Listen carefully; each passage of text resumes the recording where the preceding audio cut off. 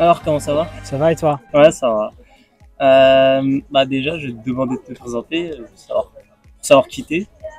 Alors, je m'appelle Nasreddine, j'habite à La Courneuve. Je travaille dans l'informatique, je suis Service Delivery Manager. En gros, je m'occupe de la gestion de services informatiques. Pas rentrer dans les détails, mais d'applications, etc. Toute la gestion licence, utilisateur, mise à jour en informatique, quoi. Ok. J'ai commencé à investir dans l'immobilier il y a à peu près 5 ans. J'ai vu qu'il y avait autour de moi des opportunités qu'il y avait à saisir. Je les ai saisies. Alors, comme je disais tout à l'heure, c'est beaucoup en fonction de l'opportunité. C'est-à-dire que je regardais, j'étais un peu curieux, il faut être un peu curieux dans l'immobilier. Si tu veux faire un investissement en général, il faut être un peu curieux. J'avais autour de moi des personnes qui cherchaient des appartements. Et puis, je connaissais un agent immobilier qui m'avait parlé de bons plans, pas trop cher, dans un secteur que je connaissais. Et ça avait matché directement. J'avais parlé à des futurs loueurs. Et puis, j'avais suffisamment de fonds où j'avais la capacité d'emprunter, donc j'ai foncé.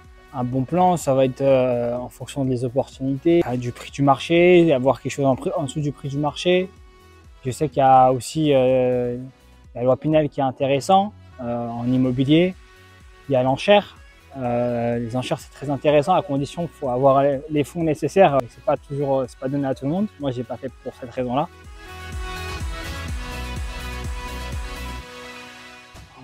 Forcément, c'est faire de l'argent. C'est comme tout le monde. Mais ce qui est pas mal, c'est que tu te constitues un patrimoine. Aujourd'hui, j'ai un poste qui me permet de vivre correctement. Mais demain, si j'en ai plus, au moins j'aurai quelque chose. Et donc, c'est toujours bien d'avoir quelque chose auquel tu peux te rattacher. Si demain tu as une galère, pouvoir revendre. En tout cas, ça sert à assurer ses arrières en cas de pépin. Les difficultés, ça a été surtout au premier investissement. On ne connaît pas trop, hein, on se renseigne sur internet, etc. Puis ensuite, le reste, ça se fait plus ou moins bien parce que tu connais un peu les rouages. En tout cas, moi, je parle dans l'immobilier. Et ensuite, les complications, elles viennent lors de la gestion, si tu veux, un peu au quotidien. Enfin, pas au quotidien, mais mensuellement. Tu dois voir avec ton locataire pour qu'il te fasse le virement à temps. Les documents, bah, ils sont dans un endroit où tu ne les retrouves pas forcément. Voilà, il y a pas mal de gestion aussi comptable. C'est pas extrêmement compliqué. Ça peut être simplifié. Bon, je le fais un petit peu de manière manuelle chez moi avec mon ordinateur. Voilà, c'est juste ça.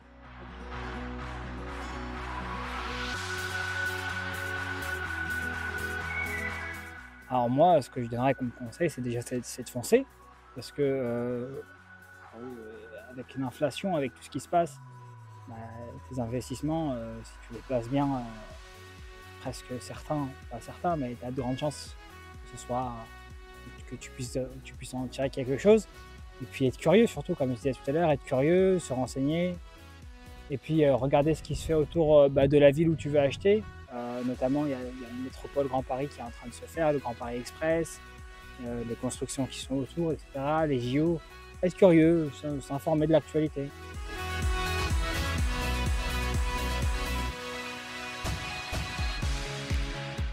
Alors, j'ai pas forcément de méthode. Ce que je fais, c'est que je m'envoie toutes mes factures de l'année, si j'en ai, sur ma boîte mail avec un certain nom.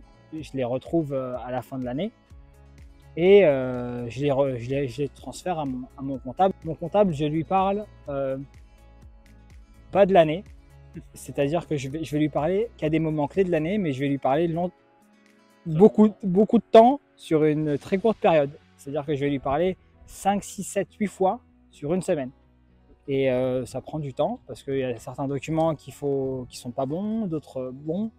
Donc il faut s'adapter. Mais sinon, c'est fait un petit peu de manière là, sur mon ordinateur.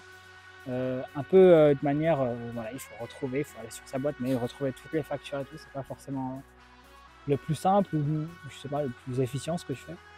Mais en tout cas, c'est ce que je fais moi.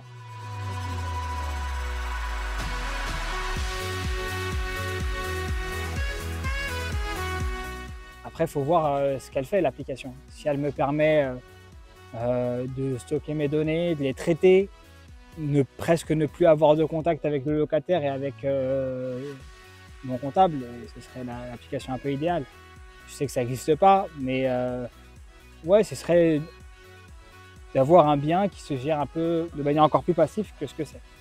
Et du coup, qu'est-ce qui vient de m'arriver? Tu serais prêt à mettre combien par mois, on va dire, à peu près, pour l'appli? Enfin, Je dirais ce qui serait intéressant, c'est de parler en termes de pourcentage. Je sais pas, quelque chose comme 2, 3, aller jusqu'à 5% de ce que je gagne par mois. Je pense que ça peut être pas mal. Après, il faut que l'application soit vraiment bien. Mais parler d'une vingtaine, trentaine, quarantaine d'euros, je pense que enfin, ça dépend du nombre de biens qu'on a, mais par bien, allez, je dirais 20 euros.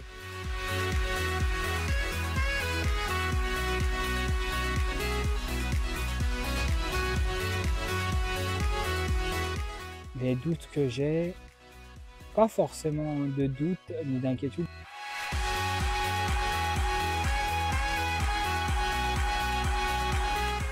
Alors, je me suis un peu renseigné sur Internet. Moi, j'en connais un petit peu quelque chose. J'ai fait une licence en éco-gestion, j'ai fait ensuite un master en management. Donc, on a un petit peu toute cette théorie-là en entrepreneuriat, etc.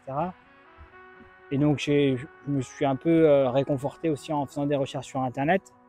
Ce qui était le plus intéressant pour moi, c'était la LMNP, si tu veux. Je suis sur un autre projet que je ne vais pas faire en LMNP, je vais faire en Pinel. Parce que c'était plus intéressant pour moi financièrement et ouais, surtout financièrement.